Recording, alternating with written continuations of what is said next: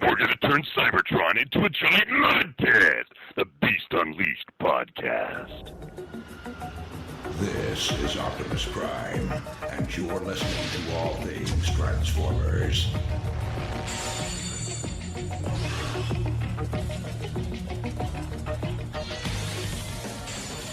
Hello and welcome to All Things Transformers. I'm your host, Steve Megatron. Joining me in this special episode is TFG1 Mike. Hello. Hello. As I said, this episode is special, and in it, we're joined by RoboApollo, aka Apollo. And if you're not familiar with her, she's the founder of Iacon Online, the new virtual convention for Transformers fans. Welcome. Thanks for having me on, Steve and Mike. Absolutely. Thanks for joining us. You're welcome.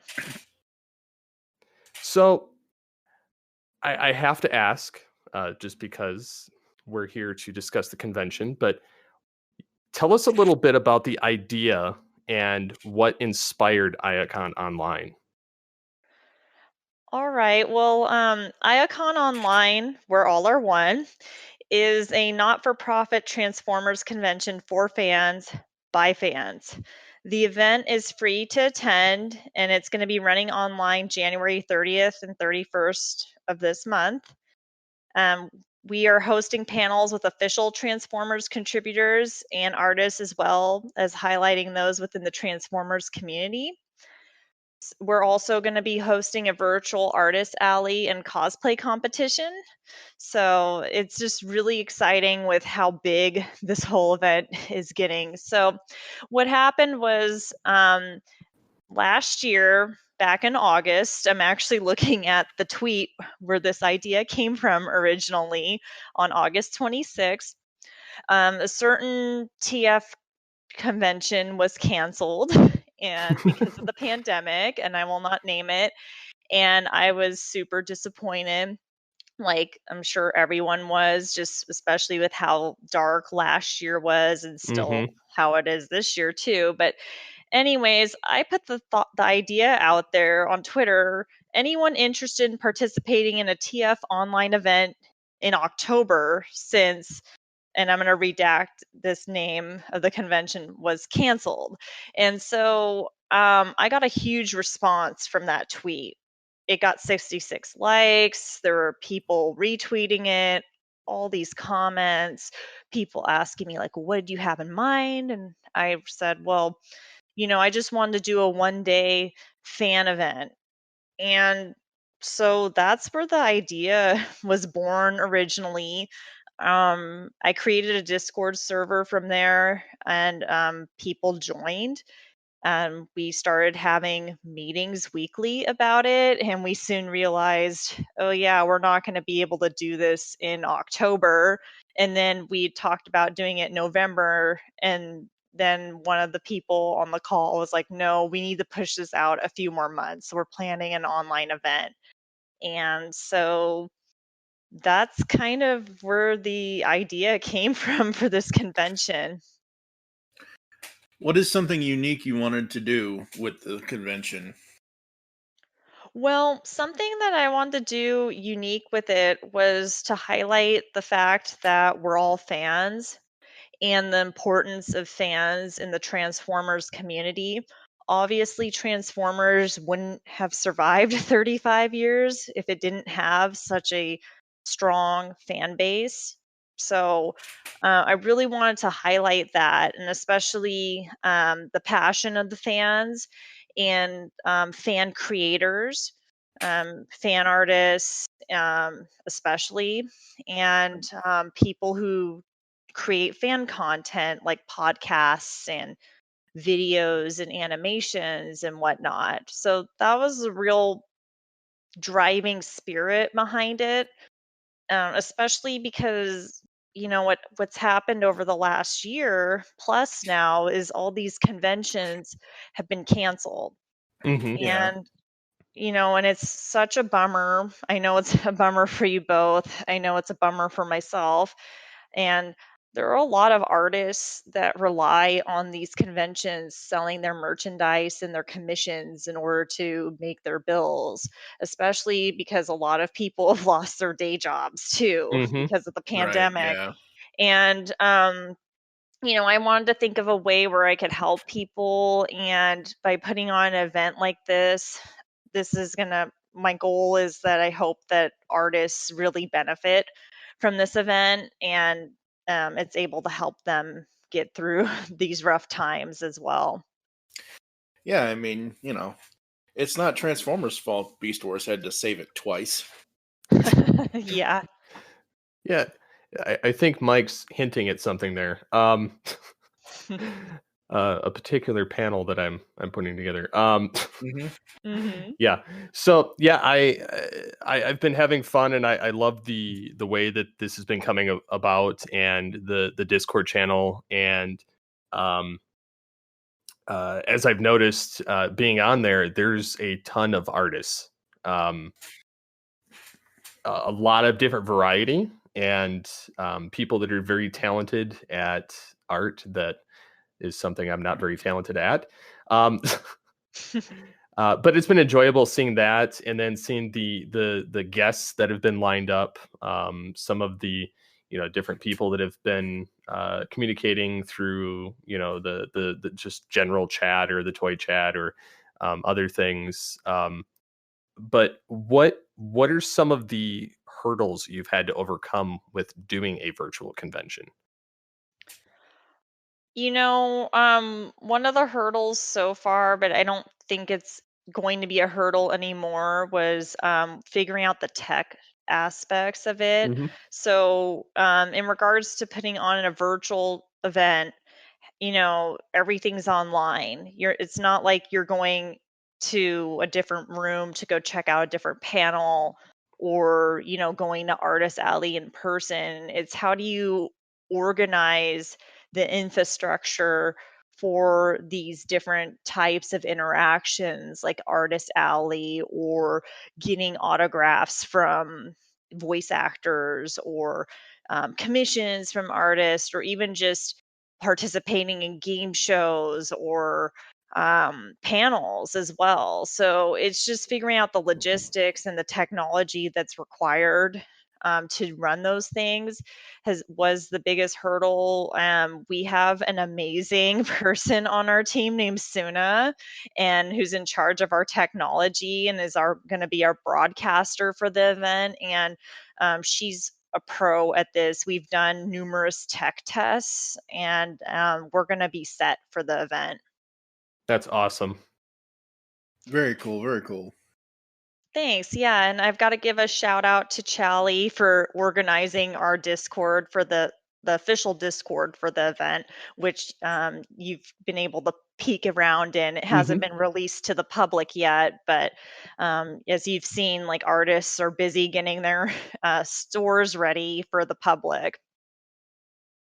Yeah, and it's very very well organized. I was to be honest, I was quite surprised at how you were able to use Discord and make it so clear cut. I did a virtual panel, or not panel, but a convention earlier this fall. They had podcast movement, and I was fortunate to be able to be a part of that. And they had a couple of different avenues of how they did things, and I found it rather difficult to grasp and kind of cumbersome in how they made it work. I have to say that I really enjoy how well and how easy it is to navigate Iacon Online's Discord. Oh, well, thank you for that. And thank Chally for that, though, because she's the one who organized it. So, and I'm really grateful for her expertise in that. What are some of the panels at the con you're excited for? Well, I can't announce everything yet because we're just waiting. What we're doing is we're announcing things on social media first, and then I can make announcements. But for stuff that's been announced, and I can't say what their panel is yet, I Mhm. am super excited about the Cybertronic spree. super excited. Like, this is nothing like they've done before, in my knowledge, what they're going to be doing for our event. So I am very, very excited about that. I am very excited about the Transformers the movie 35th anniversary panel that Joe Troutman is organizing. And I am very excited about that one. And also the Alita 1 panel, I'm very excited about. There's just so many that, I can't say what they are, but I am really, really excited about them. I'm excited about the one that Anna Malkova is on. I'm going to be hosting that, so I will leak that info. So I am super excited about that one. She's one of the current Transformers artists, isn't she? Yeah, she's the Okay. main artist for IDW 2.0. And what's really cool about her is, like many of the Transformers artists, is she started out as a fan artist and became pro. Yeah, that's very cool. And funny enough, I happen to know a couple of fans that ended up becoming voice actors, and I know what they did before, because I was a fan dubber with the Transformers community for a number of years, specifically with like Headmasters. Like, I don't know if you've ever heard of TF Cog. I've heard of it, but I haven't seen anything from it.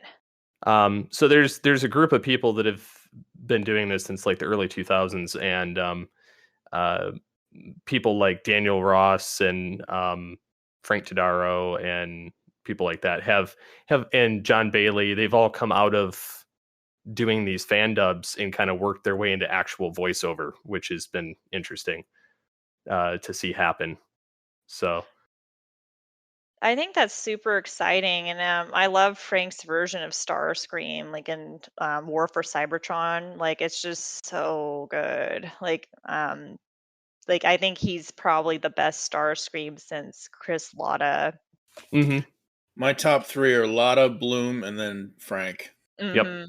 Same. Yeah, I think that those are probably the three strongest we've had out of the various iterations over the years. I agree with you both on that one. That's for sure. They're certainly not doing a bad impression of Chris Latta, which is always a bonus. Put your own spin on it, just a little bit. Have the same kind of whine to it, but a little bit different. So, who are some of the guests that we can expect that have been announced? Well, I'm actually going to pull that up. In regards to official guests, we've got, I can list them all that we've announced so far. There's still a few we haven't announced yet. But we've got Andrew Griffith, who is also an artist at IDW. We already announced Anna, David Marriott, David Sobolov, who's also a voice actor. He does Shockwave and Blitzwing. Depth Charge. Yes, and Depth Charge as well. Super excited to have him. He's also offering autographs for the event. It's an Iacon online special, and there's more information about that on our website. We also have FJ DeSanto. So we've got Flint Dilley, Frank Todaro, Greg Berger, Jason Marnocha, who, by the way, is my favorite Megatron now, which is probably blasphemous to say, but I think he does a fabulous job as Megatron. And we've got John Moshida Jr., Lindsay, and I'm probably going to butcher her last name, so I apologize. So Lindsay Rousseau. It sounds right. Sounds right. Yay. We've got Livio Ramondelli. We've got May Cat. We've got Matt Murray. Next is Shane McCarthy, Stan Bush, and the Cybertron Spree, specifically Shockwave, RC, Hot Rod, and Rumble. And all the best characters. Yeah. well, they're all good, but I really love Shockwave from them the most. So, and then we also have Thomas Steer and Vince DiCola of announced guests so far. Very cool. Very cool. It's a very, very nice mixed bag and loaded official guests for sure. Thank you. One of the things about this event, another thing is, at the tagline, it says we're all are one, is all of us may have had a different starting point in Transformers, but we really want to bring everyone together. We want to make sure that there's a variety of voices heard, whether they're official guests. We want, people from different backgrounds, different Transformers series to just come together and be a part of this event. Oh yeah, totally. And it's like I said, it's nice seeing such a variety from the various iterations, whether it be from the movie, whether it be from G1, Beast Wars, War for Cybertron. There's just a nice mix between everybody on there. Thank you. It's been a huge surprise to me, quite honestly, with how big our event is getting. Originally when we'd started planning this, my vision for it was just to be, a small fan run event during the day for maybe a few hours. And I'm just really proud of what the team's built and what, how big this has grown. It's just really amazing to me to see, where we've come so far with this. Absolutely. And it's one of those things where, because we can't do in-person conventions, online stuff has to be what is done. And as long as the way I've always, in my youth, I may have said, oh, G1 forever, screw everything else. But, for the last, 11, 12, 13, 14 years now, I'm like, we all have interests within the Transformers fandom, no matter what it is. Just because I read the comics at IDW doesn't mean somebody else isn't going to read the comics at Dreamwave or wherever, or just because, War for Cybertron is not G1. War for Cybertron is its own cartoon. It's its own continuity. It draws things from G1. It does not take away from the original 84 cartoon. The 84 cartoon is still there, whether it's DVD, whether it's on, a streaming app or whatever. No one's taking that away from anybody. Like, again, the whole thing of we are all one. We are all in this. We're supposed to all be in this together. And it's one of those things where it's like, when I set up, we have this thing on the podcast here called Transformers Origins. When I set that up, I crafted questions where I tried to, except for the Bayverse. I respect those fans, but those movies. But it's one of those things where I tried my best to appeal to everybody. So whoever's on that, obviously certain people are going to have, more specific, like they're G1 fans, and that's fine. But the questions still need to be asked, kind of thing. Okay, so what are some of the other aspects of the con you're looking forward to that we haven't mentioned yet?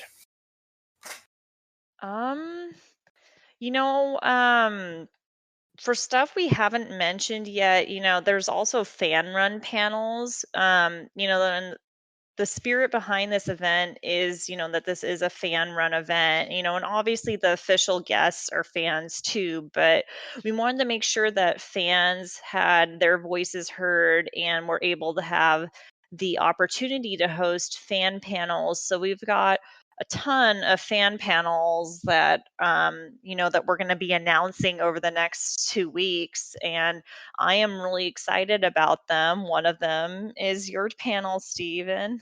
Yes. Or Steve, I'm sorry. One of them is your panel. I'm super excited about. So the Beast Unleashed. So I am really looking forward to seeing that. We've got so many other fan panels, and I wish I could say more, but I'm really, I can't say anything until they're officially announced. So, but I am super, super excited about them. Awesome. Yeah, I'm excited to see what comes out of the convention as well. So it should be a very interesting and fun weekend. Yeah, and something I wanted to bring up too is we're not charging for this event. It's free. Everyone who's participating in this event, like all these official guests, fans who are making fan panels, they're doing this for free. We're doing this for free, the organizers. We're not getting paid to do this. And we're all putting, so we're doing this out of the love of the Transformers franchise.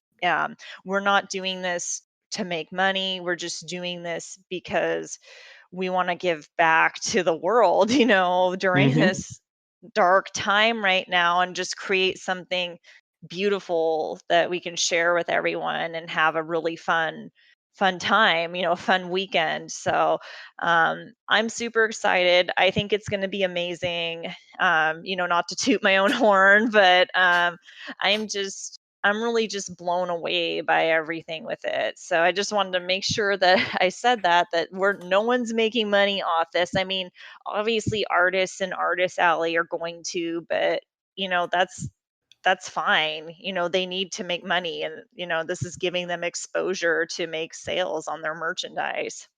Oh, totally. Yeah, absolutely. It's one of those things where, like you said, it's something that we need right now.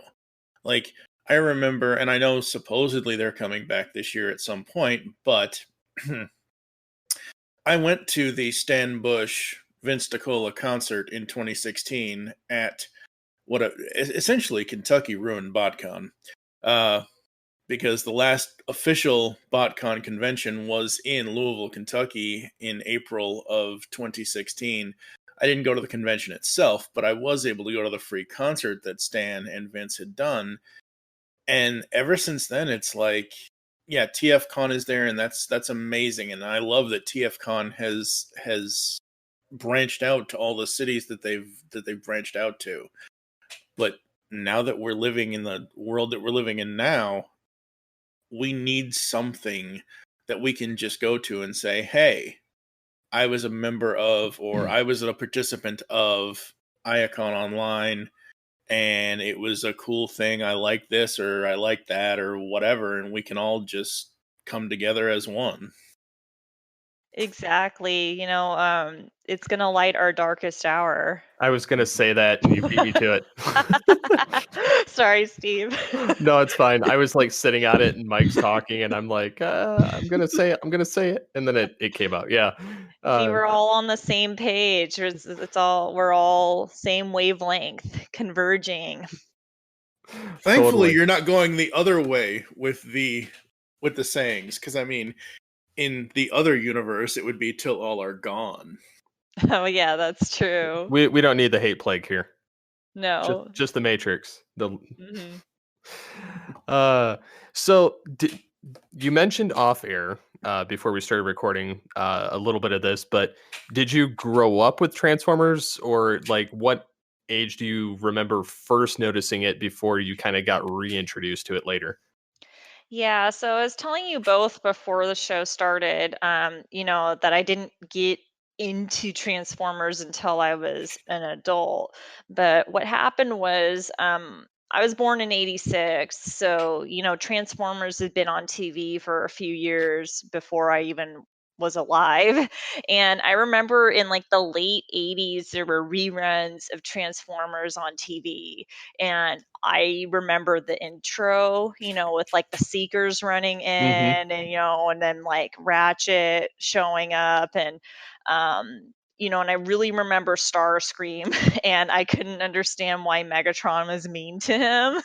And actually, I have a really funny memory where like I was watching Transformers, and I was like a real little kid, and I was like maybe 6 inches from the TV, like just staring at it. And my mom comes in, she's like, "Get away from the TV, you're too close." And so like I scooted back, and then once she left the room, I like moved back in. uh, but like I even remember then like not understanding stuff from it, like when they fly in, I didn't get how they could fly and stuff, Mm. when they weren't in their alt modes, even as a little kid, as a very curious little kid. And then when I was a little older, Beast Wars came out, and I was a huge fan of Beast Wars, but I don't know if I was oblivious or what, but I didn't realize it was a Transformers show. But I was really into it. I really remember liking Beast Wars Megatron, and David Yes. K. Yes, yes.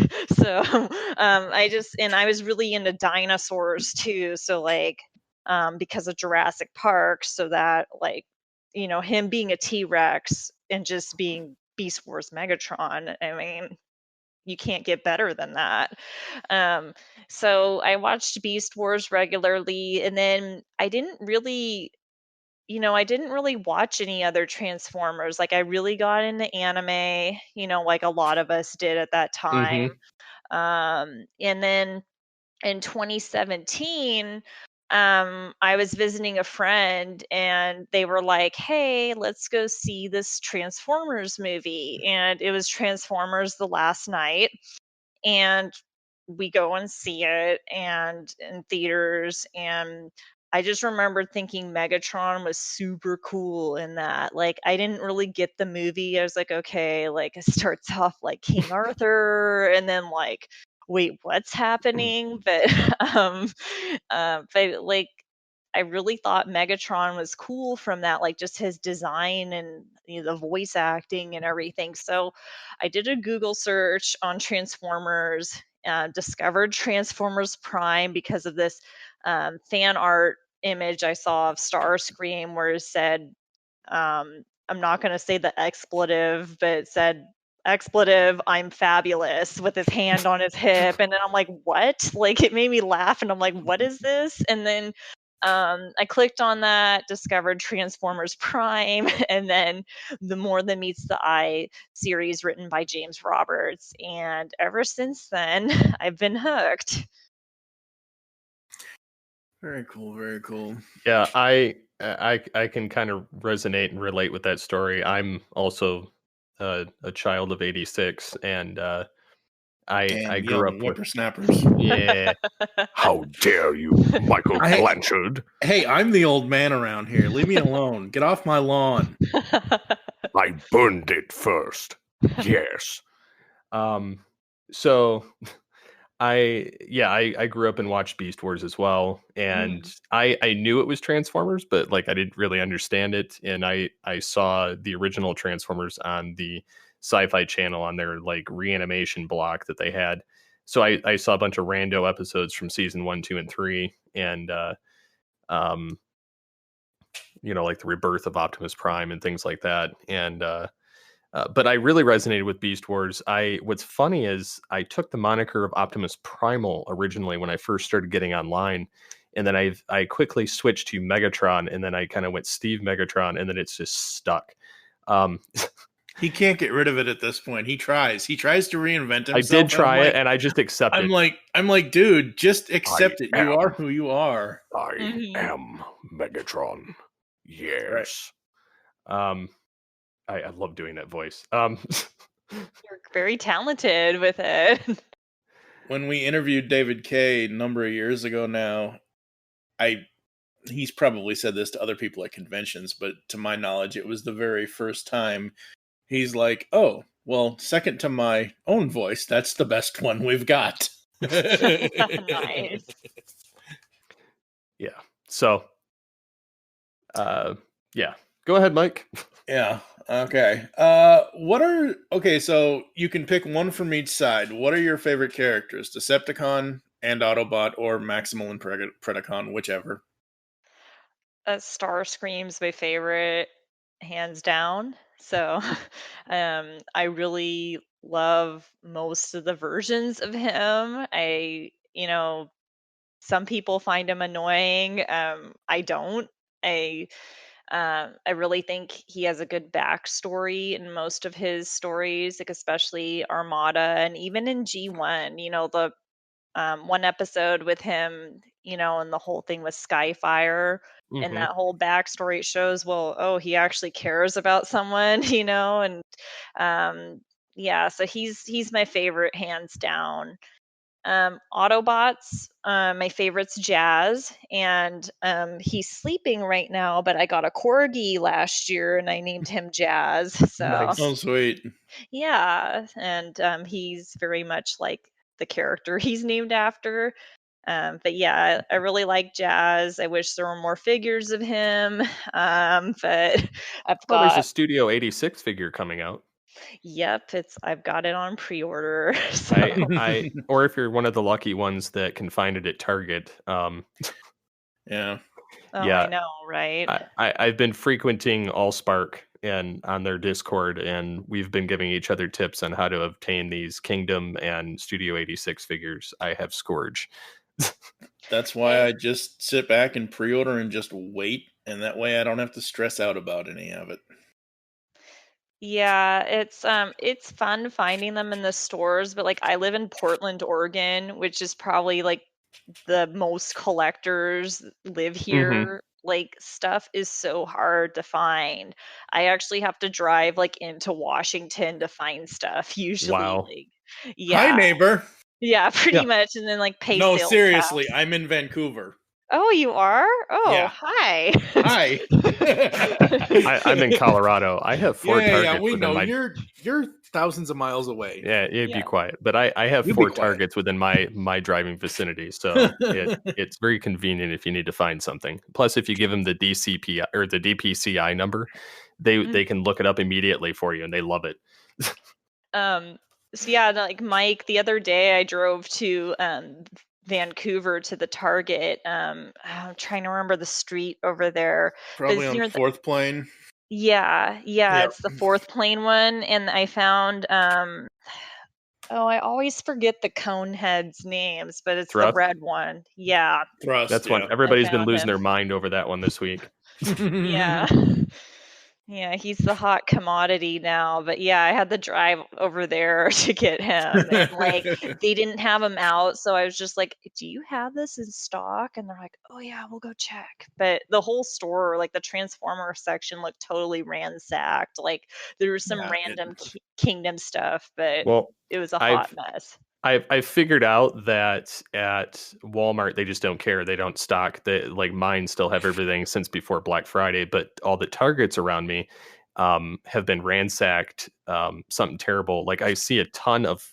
What's funny is I see a ton of Kingdom Rat Trap, but I see none of the other figures anymore. And Isn't Rat Trap the core class? yeah, he's the $10 one. That's why you see a bunch of him, because he's the tiniest bot out of them all, and he's the cheapest one out of them all. Oh yeah, I mean I got that too, but but yeah, the super targets on the other hand, they restock daily. So if you call them at about like 1 o'clock in the afternoon, they tend to have things that weren't there at like 8 or 9 or 10. It's rather convenient. I've figured out the time frame. Well, I'm writing that down. Like I just wrote that now. So It's note-taking time, folks. yes. Time to go on a toy run. And I figured if you called them first within your vicinity and give them the DPCR number, not only will they tell you if it's in stock in their store, they will tell you if it's in stock in a nearby store.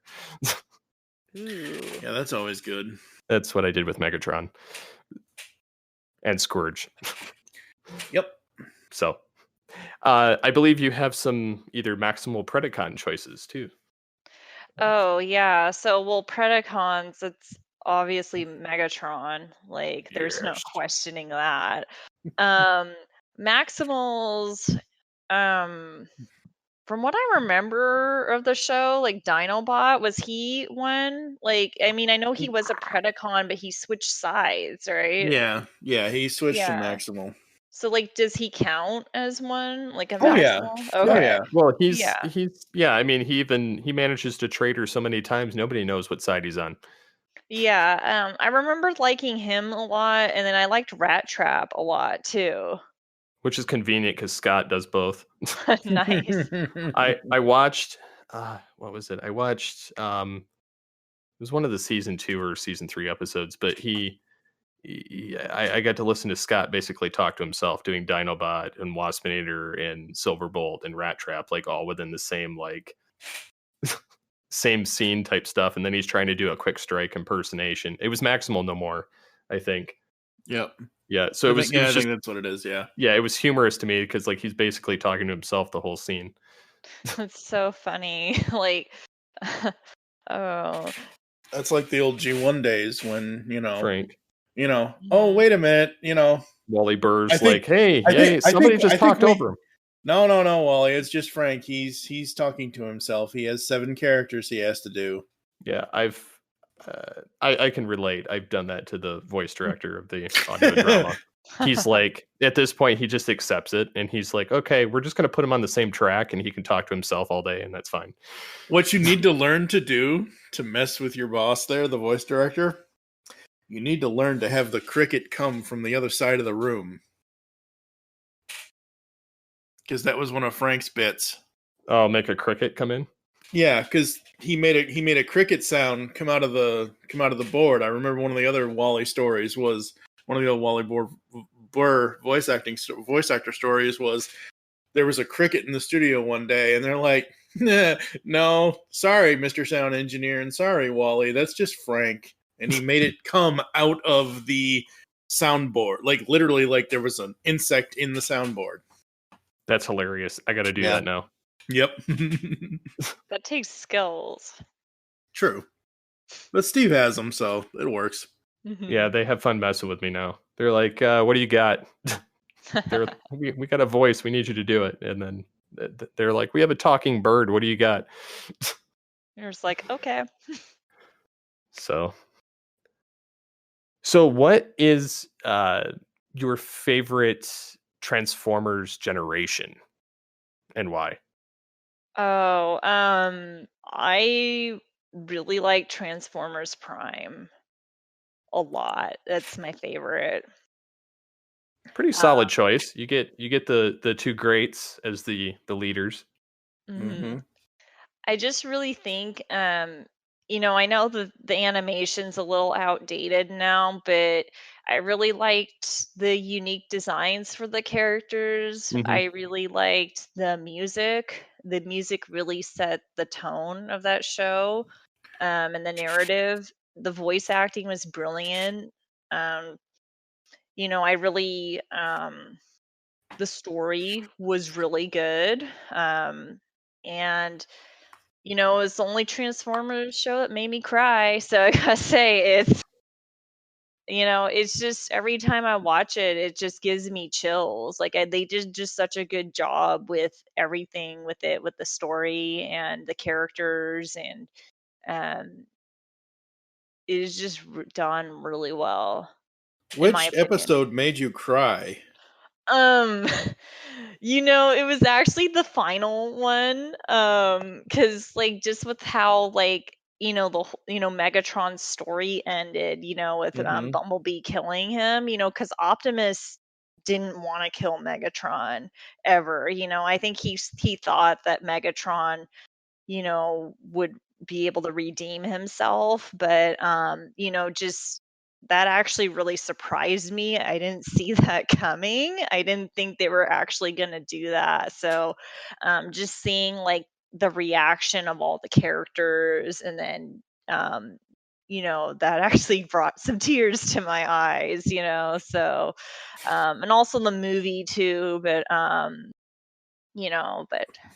yeah. I think for me, what got me so excited at the end of Prime was, yes, Batman Beyond is the voice of Bumblebee. Finally, Bumblebee gets a voice. Mhm.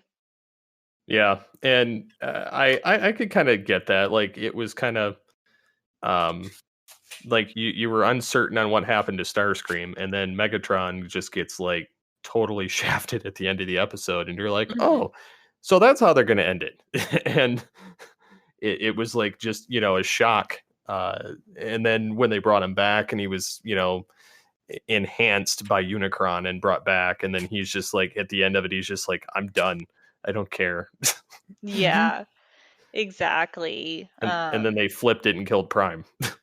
Yeah, and that was really sad too. It's just like, wait, what? Like, no, can't he have a happy ending? Like, it's just so messed up. I mean, at least they brought Prime back in Rid, Mhm. in for the 2015 series, even though it was like way weirder animation and different plot line, like that didn't focus on Prime or Megatron. And I mean, it had Prime in it, but he was kind of sporadic. And then you come to find out that Starscream and some of the other guys were, came back. Hmm. Yeah, I've tried watching that show and like I couldn't get into it, but I should give it another chance. I know what happens in it, but that's from the um it's like is it the Force continue is it the No, Force continuality? Sorry, like I can't speak right now. Cuz like I think that's part of like Rescue Bots is in that timeline too, right? I don't. Rescue Bots was its own thing. Rid 2015 is it's not a direct, but it ties into Prime. It's the next Mhm. 2D adventures of Prime, but it did tell its own story until they finally brought Prime into it. Well, yeah, they brought Prime. They had Ratchet show up. They had a couple of Yeah. the people from Prime that weren't in it in there, and then they brought Soundwave back and Starscream, and um, Starscream came back in his G1 body, and Oh, that's cool. but yeah, I mean, it got better, but there was a lot of episodes that honestly, like I feel like Cyberverse was more well done. Mhm. um, not Yes, only yes, in it design was. but story. Mhm. So yeah, if you haven't seen Cyberverse, I feel like it was kind of glossed over because it became a YouTube show. Oh, I've seen it. It's so good. Like, I do think it was underrated. Um, Hmm. and I wish it would have gotten more syndication. I also wish the figures were better from it. And yeah, I really liked what they did with Cyberverse. Just especially season 3. Oh Like yeah. that was so good. Like so good. It was just like, oh, new are we allowed to say spoilers on this show? I Oh, didn't ask Yeah. sure. that. Oh yeah. Um, I just really liked seeing, the Autobots and the Decepticons team up against the Quintessons. I thought that was brilliant. It was just really well done. Yes. Totally agree. I wish they had more time for the episodes though. Like, if they could have given that show like, 20-minute long episodes, I think that would have been really good. And then, just even having like Tarn show up in a show is super cool. Yeah. I think, and I mentioned this on a previous ATTF episode here, I think they were trying to experiment with the YouTube thing, with doing the short form episode thing, because I said this on the other episode as well. I said basically Hasbro they don't have to, but they want to cater to all of us, the old fans, the young fans, the kids, the fans that, have kids that grew up on it, that have kids now, kind of thing. So they have to dig their stuff into all these different pies and pots. And I think that was a experiment of, will this work? And then it did to an extent. And then now for us older fans, we have, War for Cybertron, which is 22 minutes and whatever else. So who knows? Yeah, well, and I think even with Cyberverse, I know that was aimed at kids. There was a lot of dark stuff in Oh there. yeah. Like with Oh, like Starscream like getting murdered by Megatron for 2 minutes. Like that was yep. pretty dark. Well, and then like Megatron X, Mhm. Mhm. where he took the Matrix and he slaughtered Prime and the Autobots and came over and he's like, "You're doing it wrong." Pretty much, yeah. It's just yeah, it was wild. And then like Deadlock and Hot Rod, got in that fight to the death, and Hot Rod survived, but Deadlock didn't. Wasn't So Cheetor in that show? yeah, he was in that Yeah. show too. Yeah, he disappeared on the Rust Planet or something like that, or died somewhere thereafter. But um, yeah, it's always funny to see when Beast Wars pops up in something. Yeah, I think that's really cool that he showed up in there, and that like, they do Easter eggs for Beast Wars, because Beast Wars did revive Transformers. In it, I feel, and this is partially what my panel is going to focus on, is how it continuously kind of puts another like little shot and jolt into it. Because like in IDW, Rat Trap gets used a lot, That's true. Yeah, until and Lawler won. Prime Wars, they had Optimus Primal, Mhm. and then now with War for Cybertron, we have Kingdom. So Yep. Yeah, I'm not gonna lie, like like I got Cheetor from the for the toys from Kingdom, mhm. and I transformed him. It's the most fun I've had, or transforming a Transformers figure, in a long time. Getting him into his, robot mode, and I'm saying that in air quotes, in his cheetah form. Like, I think that's super cool. That and it's the most fun I've had, with transforming a figure into its alt mode and stuff. So I really do think Beast Wars is going to, revive the fandom, and we'll have to see how it is in the show for Kingdom. Oh yeah, totally. And I of course I'll discuss more about it on my panel, but so people have to go pay attention to that. Um, shameless plug. Yes. But yeah, I mean I'm interested to see what they do with Kingdom. I'm hoping Mike knows I've been going Oh like boy, here he goes. He's gonna go. I'm a Here broken record. Here he For goes. me, He's gonna go into his anxiety over the voice acting. yes. Uh-oh. I hope that they get people that at least if they're gonna go with a totally original take, I'm fine with that. If they try to have people do impressions and they're bad, He's it's gonna going to lose sound his so stuff. much worse. I'm gonna redub Yeah. it if they do. Yeah. Because I can do multiple of the character voices. I'm fine with that. And I know Yeah. sound alikes. So Yeah, I hope the voice acting at least is that they hit it spot on, because I'm not gonna lie, I was not a fan of Optimus' voice at all in Earthrise and Siege. Like, I I don't get it. I agree, because when he started to get emotion, Mhm. he broke character so often in Mhm. his impression. Mhm. He couldn't hold the voice, and that's part of the problem with when you're having somebody do an impersonation.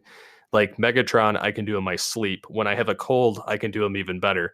Mhm. Um, but like, eh, for me to say I can do it spot on like David K is kind of, it's I can't. I mean, I can get like 98%, but there's still that other 2% that makes his unique and special. And that's the same thing with Peter Cullen and Frank Welker with their takes. Is, you can get people that are 98%, like John Bailey can do a pretty good impression of Ultra Magnus and of Optimus Prime, but then you've got guys like Dr. Smoove who can do a pretty spot on Peter Cullen Optimus Prime, Mhm. And so, I mean, like, I don't have a problem with him because I believe he played him in Cyberverse. Um, but it's a different rendition, like different kind of style. Whereas here, I feel like he kind of broke character. And I mean, I'm not knocking the actor because like he did the best with what he's got and what he's told to Mhm. do. It's just like the voice actors talking at really slow pace, Yes. which drove me nuts. I figured out if you go 1.25 on Netflix, their normal speed at their speech, the animation goes faster than what you expect, but the audio is correct. That's good to know.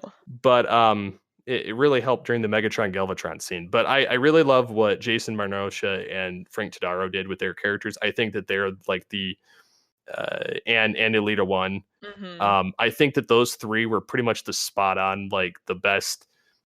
Even though they're original takes, they were the spot on. Like you felt the character, you felt the emotion in it. You had the full range of everything going on with their character, whereas it didn't feel like they were doing a pale impression. They were just doing their own thing. Yeah, and I really feel like they brought their own losing words, but like I feel like they really brought those characters to life. They weren't just doing impressions. They actually, they were acting and developed their voice for those characters and had found those voices for their characters, because Megatron doesn't sound like Frank Welker's Megatron at all, in my opinion. No, Like, and honestly, I'm fine with it. It sounds good. Mhm.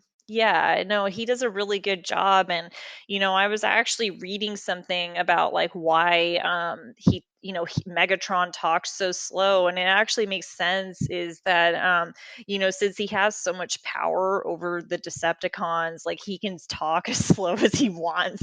Pretty much it's like each word is calculated. So maybe that's what they were directed to do, but that actually makes sense to me. Like, it's like, oh yeah, that's why he talks slow. It's because he's just every word has power behind it when he Well, speaks. I think too that he's contemplating everything. I think that people make him out like he's this dumb evil ruler in some Mhm. regards, and you can tell that he's very conflicted because there's things that, like, he doesn't agree with Prime, but he doesn't Mhm. necessarily want to go off the rails like Shockwave wants him to do. Like Shockwave's like, "Yep, let's commit genocide. Let's do it," and Megatron's like, let's hold up there. Like, I want to do it this way." Like, and Shockwave's like, "But I have this way," and he's like, "No," and remember, I'm the leader, not you. And it's just it's kind of funny to see that dynamic, that Shockwave's kind of pushing him, needling him to become this evil person when he's very conflicted on how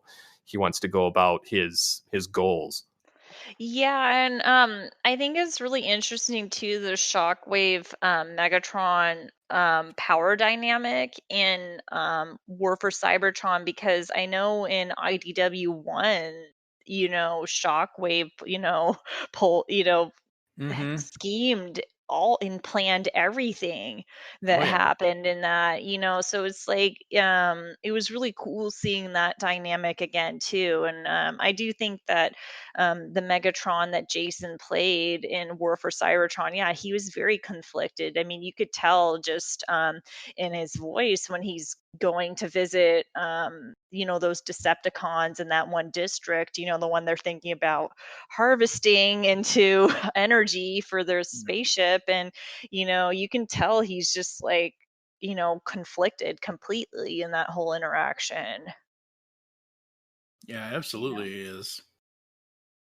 And honestly, like I said earlier, and like we said earlier, it's not, Frank and Peter are not going to be around forever, heaven forbid, but they're just not.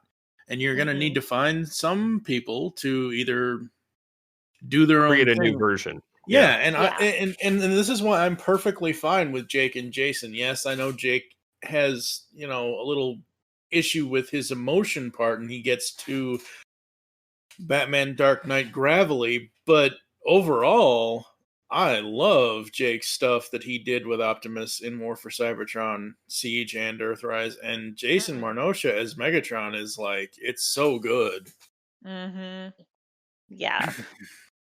Yeah, I mean, I would put, and again, this is kind of a testament. I would, obviously, I'm going to put David K as my number one, but I would probably put it, and it would be a hard tie here, but I would have to put Frank as his Transformers Prime Megatron Mhm. as number two, and then Jason Hmm. Marnoche is number three, Yeah. and then probably the G1 is four. And but honestly, like they're all, there's a little bit something different, even when the same actor's doing it in different programs. Because I know Jason did it in the Prime Wars trilogy, and he had a faster delivery, and it sounded a little bit different yet in that. So, um, yeah, I mean, it's